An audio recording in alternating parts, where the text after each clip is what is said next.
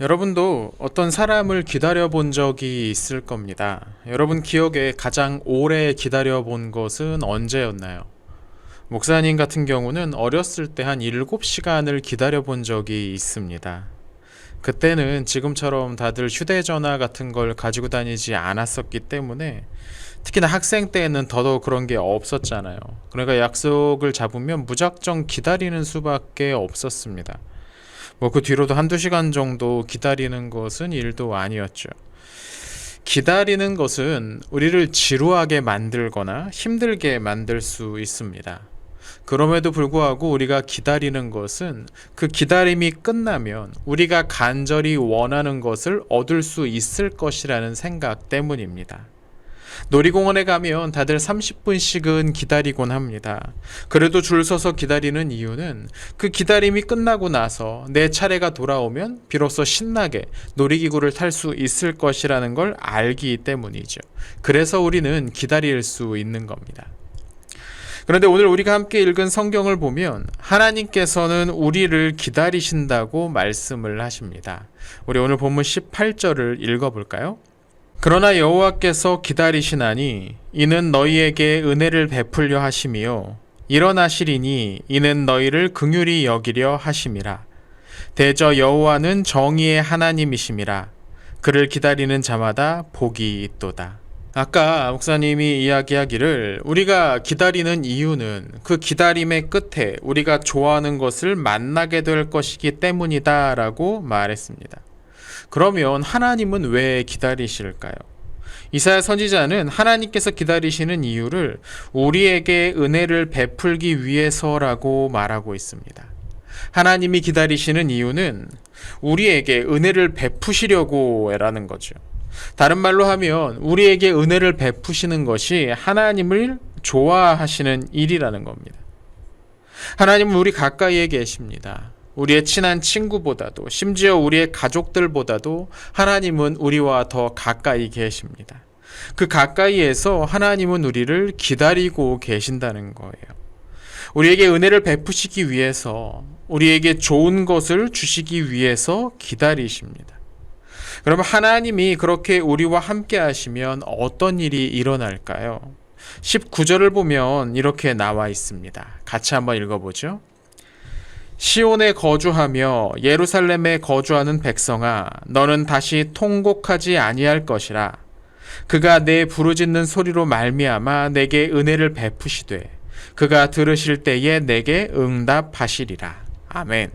하나님과 함께하는 백성들은 다시는 통곡하지 않게 될 겁니다.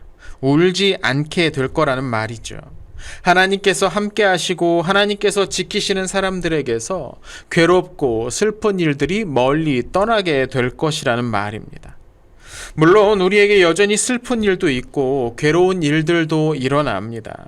내가 바라는 것만큼 성적이 나오지 않을 수도 있고 내가 좋아하는 친구와 헤어질 수도 있고 소중하게 여기던 것들을 잃어버릴 수도 있습니다. 하지만 하나님은 우리가 그 슬픔을 극복할 수 있도록 도와주실 거라는 말입니다. 당장은 너무 슬프고 괴로워서 눈물이 마르지 않을 것 같지만 하나님을 믿고 의지하는 사람은 그것을 이겨낼 수 있을 겁니다. 또 19절에는 하나님이 주시는 복으로 이런 구절이 있어요. 그가 들으실 때에 내게 응답하시리라. 하나님께서 응답하신다는 겁니다. 우리가 하나님께 말씀드릴 때, 우리가 하나님께 이야기를 할 때, 기도할 때에 우리의 문제들, 우리의 괴로움, 우리의 마음을 하나님께 말씀드릴 때 하나님께서 그것을 듣고 응답해 주신다는 겁니다. 그럼 어떻게 하나님께서 우리에게 대답해 주실까요? 우리 21절을 같이 한번 읽어볼게요. 너희가 오른쪽으로 치우치든지 왼쪽으로 치우치든지 내 뒤에서 말소리가 내 귀에 들려 이르기를 이것이 바른 길이니 너희는 이리로 가라 할 것이며. 여기 아주 재밌는 표현이 나옵니다.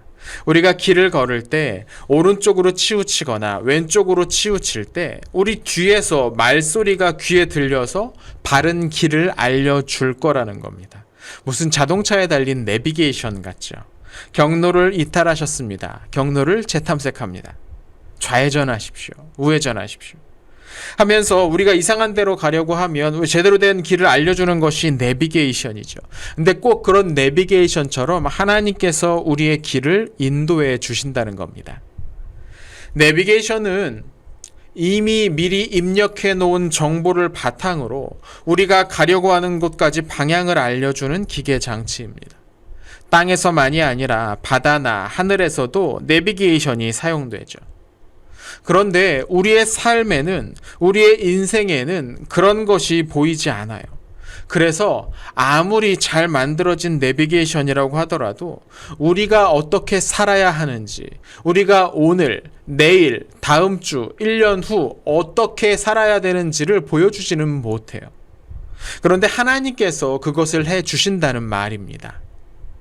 우리가 잘못된 길로 갈 때 하나님께서 너 그리로 가면 안 돼.